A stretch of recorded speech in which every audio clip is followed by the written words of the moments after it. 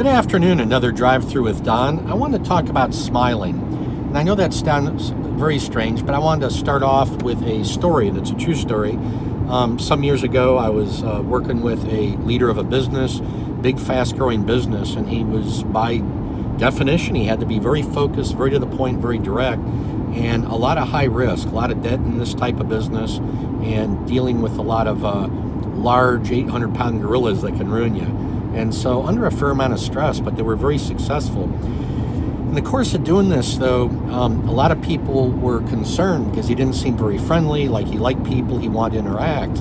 And so I'd give him a book, and he went off and got married. And I happen to know the week of his honeymoon, so I get a phone call from him, and I'm like, oh my gosh, I wonder if something's happened bad, and why is he calling me from his honeymoon? And hey Don, how you doing? I said, oh, hey, what are you doing? Calling me from your honeymoon, this is crazy. And the guy said, yeah, I'm reading that book finally you had me read. And he said, I learned something. And I said, well, what'd you learn? Shouldn't you be on your honeymoon? He said, yeah. But he said, what I've learned is I need to smile. No matter what happens, if I smile and I'm friendly, I'll get people to want to talk with me and give me information, and they might actually work better for me. And I was like, that sounds like a great idea. So he's gone back to his business, and he's been doing that, and it's been about 4 years. And the impact has been absolutely incredible with people around him, is they see him in a very, very different light. They say he's completely different. My opinion is he's not any different. He just has stumbled across a great basic technique that, when used, is a very, very powerful tool. What reminded me of this story was I was talking to somebody the other day, and they were saying, hey, you know what I've learned through the years? And I said, what? And they said, well, when you're struggling, you can't get things to work and operate, sometimes you just need to sit back and smile. I know another guy that said, hey, just if you stand around and look dumb long enough and smile, people will tell you all sorts of stuff, and they'll tell you what you need to know. There's a lot of different approaches on this, but I do think smiling sometimes isn't used as much as it should be. I think it creates a pleasant introduction or beginning of a meeting.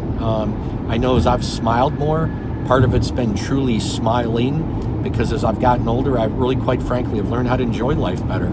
At the same time, I've had to push myself to smile as a way to get my body to relax, to feel good, to walk into a situation that might be a little bit stressful and be less stressed. And then I create a different dynamic with the other person I'm talking to or negotiating with.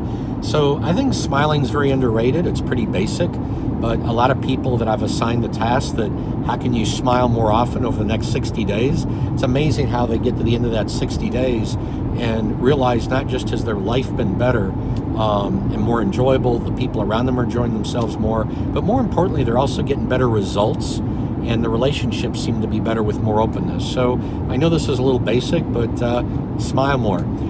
If you haven't read our books, we've got a couple of good books out, working on the third as we speak.